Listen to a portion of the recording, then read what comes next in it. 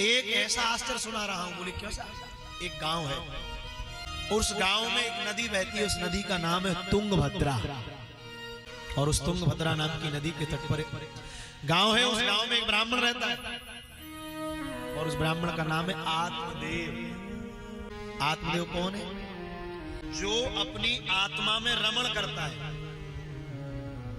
जिसने बाहर तो भगवान को देखा ही, हृदय में भगवान का दर्शन कर लिया, भगवान कहते उसी को कहते आत्मदेव। और उस आत्मदेव की पत्नी, आत्मदेव कितने बड़े भक्त हैं, त्रिकाल संध्या कर रहे हैं, भगवान की सारी सेवा कर रहे हैं, साधु ब्राह्मणों का आतिथ्य करते हैं। पर पत्नी बिल्कुल विपरीत है, बिल्कुल पत्नी विपरीत है। पत्नी विपरीत कैसी है? बार बार कलह करना, कोई संतति नहीं है, पर भी महाराज प्रसन्न है। और आज किसी के व्यंग वचन जीवन में लग गए, सरोवर के तट पर जाकर बैठ गए और प्रण ले लिया, जब तक संतान प्राप्ति का वरदान नहीं मिलेगा लौट कर घर जाने वाला नहीं।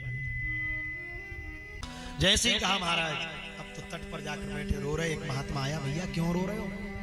कहा महाराज संतान नहीं है। तो महात्मा समझा रहे, बेटा संतान पाकर कौन सुखी है संसार में? जिसकी है वो भी रो रहे हैं और जिसकी नहीं है वो भी रो रहे हैं, बेटा वो सुखी है। कहा पंडित जी मैं तुम्हारी ललाट पर देख रहा हूं, सप्त जन्मा बदी तब पुत्रो नहीं बचा, नहीं बचा, 7 जन्मों भी संतान नहीं है। जोर से रोने लगे। कहा महाराज अगर संतान प्राप्ति का वरदान नहीं दिया तो ये सरोवर में कूद कर प्राणों का परित्याग कर दूंगा और मैं तो मरूंगा, मरकर ये और कह दूंगा कि बाबा ने मार दिया। अरे बाबा घबराए, बोले तुम तो मरोगे, हमें और फंसवा दो। बाबा ने कहा चिंता मत कर, एक फल लिया, फल लेकर दे दिया, बोले जाओ ये फल अपनी पत्नी को खिला देना, गर्भवती हो जाएगी। आजकल के पढ़े लिखे लोग हंसते हैं, क्या फल खाने से नारी गर्भवती होती है? वेदों में लिखा है, सतयुग में पतिव्रता नारियों की तरफ उसका पति नेत्र भर कर देख लेता था तो वो गर्भ धारण कर लेती। ये वेदों का वाक्य है। त्रेता में पतिव्रता नारी का पति केवल उसके नाभि प्रदेश का स्पर्श करता था, नारी गर्भ धारण कर लेती थी। जब वेदों में ये बात लिखी है तो किसी के फल खाने से अगर कोई नारी गर्भवती हो जाए तो कोई बड़ी बात नहीं। महात्माओं की तपस्या में इतना सामर्थ्य है। फल ले गया, पत्नी को दिया, पत्नी ने विचार किया खाऊंगी, गर्भ धारण करना पड़ेगा, कष्ट होगा, क्या करें? उसने फल तो गाय को खिला दिया, जिस गाय को जो गाय बांझ थी, और खुद ने केवल गर्भ का नाटक किया। और ऐसा नाटक किया, पति से कहती मैं गर्भवती हूं, और कालांतर में अपनी सखी से छिपकर एक बालक को ले लिया।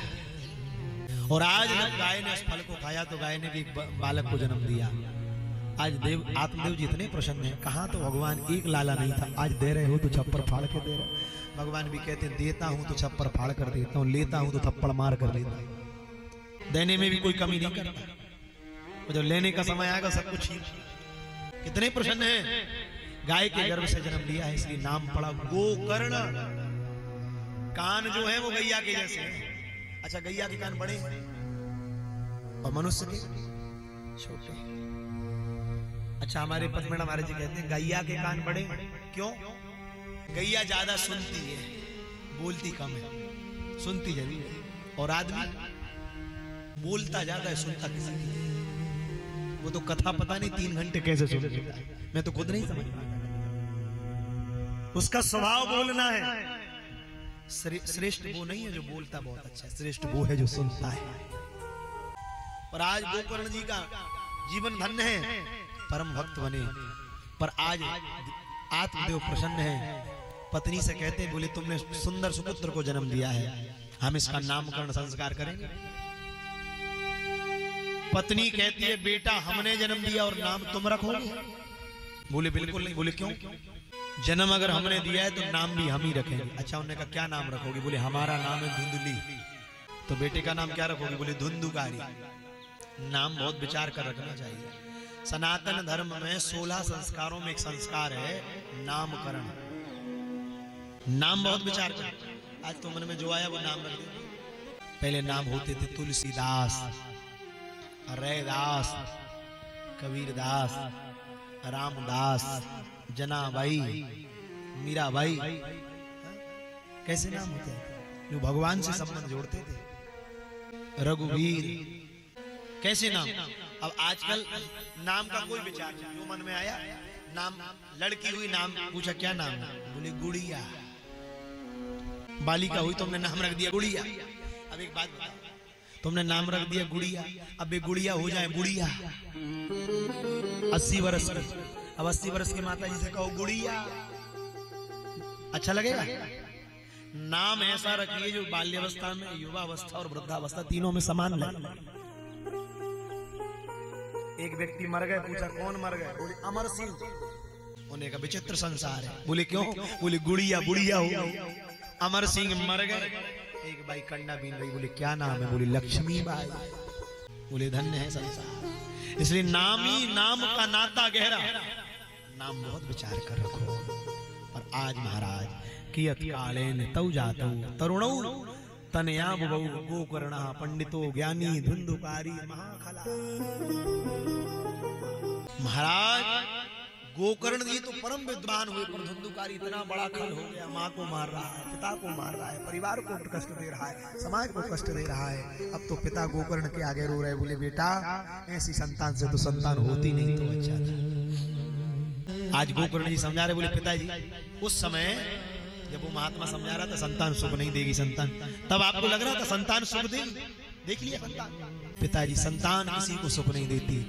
जीवन में अगर सुख कहीं है तो वो केवल भगवान के भजन में है। इसलिए माँ भगवती पार्वती ने शंकर जी से पूछा, भगवान आप संसार में जाते हो शाम को, आपका अनुभव क्या है? तो शंकर जी कहते, उमा कहूं मैं अनुभव अपना, सत हरि भजन जगत सब मेरा ही अनुभव है, सत्य तो केवल भगवान का भजन है।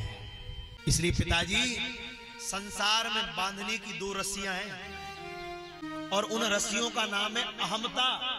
पहली रस्सी का नाम है अहमता और दूसरी रस्सी का नाम है ममता। अहमता क्या है? शरीर का अहम है, शरीर का अहम अभिमान, मेरी देह, मैं सुंदर हूं, मैं बहुत अच्छा। इस बात का अभिमान जब हृदय में आ जाता है तो ये बांध रहा है, मुक्त नहीं कर रहा, बंधन में बांध रहा है। अहमता। जीवन में शरीर बहुत अच्छा हो, अभिमान मत करिए। स्वामी रामचंद्रदास जी महाराज कहते थे, सुंदर देही देख कर उपजत है अनुराग, जब चामना होती देह में तो जीवत खाते काग। ये तो भगवान की डेंटिंग पेंटिंग बढ़िया ना होती तो जीते जी कौआ खाते। सुंदर देही देख कर उपजत है अनुराग, जब चामना होती देह में तो जीवत खाते काग। इसलिए अहमता, शरीर का अहम, अभिमान मत करो। गर्व न कीजिए बाउरे हरि गर्भ ही खाए। और दूसरी ममता। किसकी ममता? शरीर की अहमता। और शरीर के जितने संबंध हैं उनमें ममता। बढ़िया बैठकर चाय पी रहे, अखबार पढ़ रहे, अखबार में लिखा कि आज अहमदाबाद में हवाई दुर्घटना में 250 लोग मारे गए। आपको कोई प्रभाव नहीं, आप वैसे चाय पिए जा रहे हैं। पर थोड़ी देर बाद फोन की घंटी बजे, और घंटी बजे और जैसे फोन उठाया जाए तो तुरंत कहा जाए भैया उस हवाई जहाज में आपके पिताजी थे। तो क्या होगा? हाथ में से चाय का कप गिर जाएगा, अखबार वहां गिरेगा, कभी यहां दौड़ोगे कभी वहां, अरे अभी तो ठीक थे, बोले नहीं उसमें मेरे भी थे। कष्ट किस बात का है? मेरे, उन मेरों से मुझे ममता है, उनसे आसक्ति। इसलिए पिताजी क्षिति जल पावक गगन समीरा, पंच रचित यह अधम शरीर। पिताजी ये शरीर 5 तत्वों से मिलकर बना है। जैसे तीर्थ यात्रा करने जाओ, धर्मशाला में पंचायती में तब तक रुक सकते हो जब तक जेब में रुपया है, और जैसे रुपया खत्म हो जाएगा पंच तुरंत कहेंगे जल्दी खाली करो, जल्दी खाली करो। अब आपको हम खाली नहीं करेंगे तो वो पंच जो है ना डंडा मार के खाली करवा लेंगे।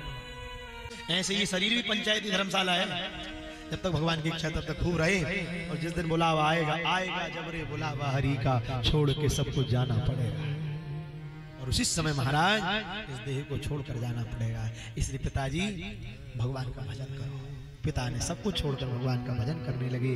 अब तो धुंधुकारी महाराज माँ को मारने लगा, माँ ने आत्मदाह कर लिया। अंत में महाराज माँ मर गई, आज इसने वैश्याओं का संग किया और वैश्याओं का संग करके घर में निवास करने लगा।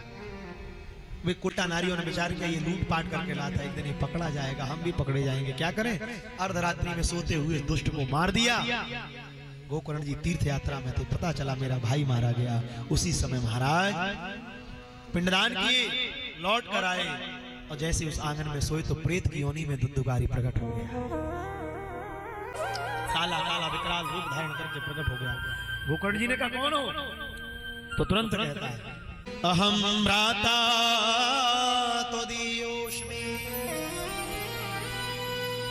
धुंधुकारी नामता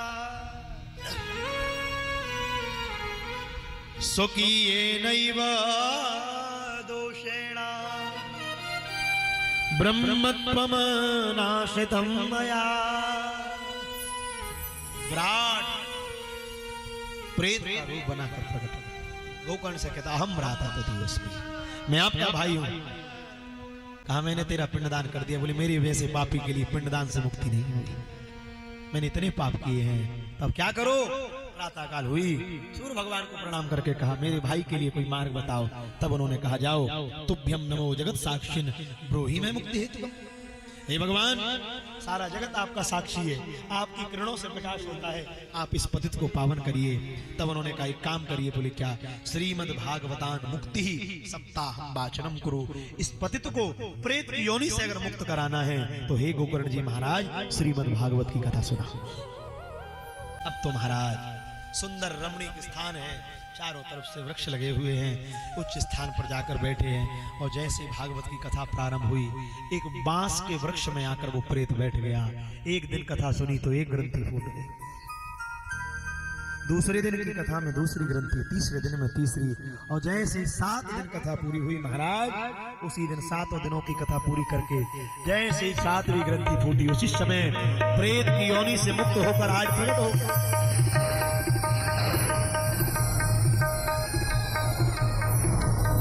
दिव्य रूप धरो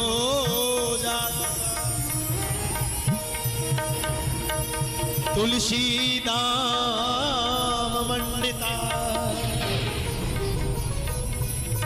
पीतवासा घनश्यामो मुकुटी कुंडला।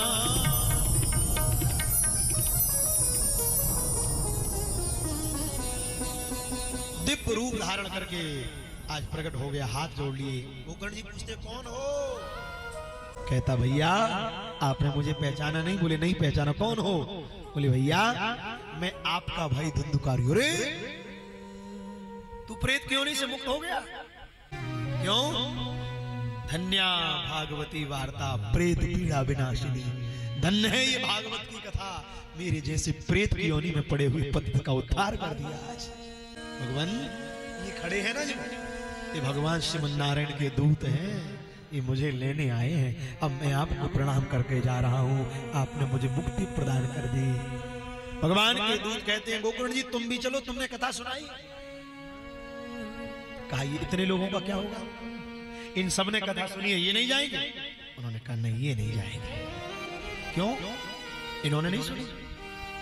कहा सुनी तो है, पर सच्ची बात कहें भागवत में 3 प्रकार के श्रोता होते हैं। कौन कौन? बोले पहला होता है श्रोता। श्रोता का लक्षण जानते हो क्या है? व्यास जी से पहले आके बैठ जाता है, और व्यास जी जब चले जाएंगे सबसे अंतिम में जाता है। क्यों? तुलसीदास जी राम कथा सुनाते थे, चित्रकूट में हनुमान जी कोड़ी का वेश बनाकर सबसे पहले आते थे। और तुलसीदास जी को राम जी का दर्शन किसने कराया? प्रेत ने। हनुमान जी के मिलने के पहले तुलसीदास जी को प्रेत ही मिला था। और क्या कहा था? जो सबसे पहले आता है और सबसे आखिरी में जाता है वही राम से मिलाएंगे। और वो कौन है? बोले वही श्री हनुमान जी महाराज है। श्रोता का पहला लक्षण है सबसे पहले आएगा, सबसे अंतिम में जाएगा, और उसे कोई परवाह नहीं कौन आ रहा है कौन जा रहा है। वो तो केवल भगवान की कथा में चित्त लगाकर सुन रहा है, केवल चित्त भगवान में, इसलिए उसका नाम है श्रोता। दूसरे होते हैं सोता। क्या होते हैं? सोता। वो लोग घर से निकल कर आते ही इसलिए, उन्होंने कहा चलो कथा में। घर में बच्चे सोने नहीं देते, कथा में आएंगे तो वहां देखते हैं जहां पंखा चल रहा हो, पंखा, कूलर की हवा कहाँ आ रही, वहां आके बैठेंगे, वहां भी ये देखते हैं डंडा कहाँ लगा है, टिकने वाला, थोड़ा टिक जाए। और जैसे ही कथा शुरू हुई हो, ये इनकी नींद चालू, ऐसे सोते हैं, 4 गोली दे दो फिर भी इनकी नींद नहीं लगती जैसी कथा में लगती। और जैसे व्यास जी ने कहा, बोलिए वृंदावन बिहारी लाल की, सोई एकदम नेत्र खुल गए। वाह, बहुत बढ़िया कथा सुनाई महाराज जी आपने, बहुत आनंद। पड़ोसी ने पूछा क्या सुनाई, बोले यही मत पूछो क्या सुना, क्या क्या सुने 3 घंटे में। ये होते सोता, सो नहीं आते। और एक बात कहें, जब राम जी ने कुंभकर्ण का वध कर दिया तो कुंभकर्ण की पत्नी निद्रा देवी रोने लगी। राम जी ने कहा मत रो, रो क्यों रही? बोले रो क्यों ना, हमारे पति को तुमने मार दिया और तुम कह रहे रो मत, हमारे पति चले गए। भगवान ने कहा दुष्ट था इसलिए मार दिया, मर गया मर गया। तो कुंभकर्ण की पत्नी निद्रा देवी राम जी से कहती, बोले सुनो तुमने मेरे पति को मारा इसलिए मैं तुम्हें श्राप दे रही हूं। भगवान ने कहा क्या श्राप दे रही? बोले मेरी श्राप है, जहां जहां आपकी कथा होगी वहां वहां मैं जाकर श्रोता के चित्त में बैठ जाऊंगा, हाँ मैं सुला दूंगी उसको। बोले मेरा श्राप है। तो राम जी ने कहा कोई बात नहीं, तेरा श्राप है तू सुलाएगी, अगर मेरा श्रोता पक्का भगत होगा तो तेरा प्रभाव भी उसके जीवन में नहीं होगा। बोले वो अपने चित्त को भगवान में लगा लेगा। श्रोता। और तीसरे होते सरोता। सरोता का मतलब जानते हो, कटर कटर चलता रहता है।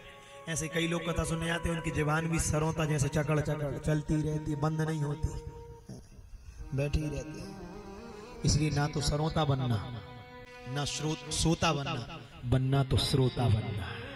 इसलिए हे गोकर्ण जी, अभी इनके जाने में संदेह है। गोकर्ण जी ने फिर कथा सुनाई, अब की बार साशरीर अपने श्रोताओं को भगवत धाम ले गए। अयोध्या वासना पूर्वम यथा रामेण संगता तथा कृष्णेन ते नीता गोलोकम योगी दुर्लभ। या तो राम जी अयोध्या वासियों को साशरीर अपने धाम ले गए, या द्वारकाधीश अपने द्वारिका वासियों को साशरीर गोलोक ले गए, अथवा भागवत का एकमात्र वक्ता हुआ गोकर्ण जो अपने श्रोताओं को साशरीर भगवान के धाम ले गए।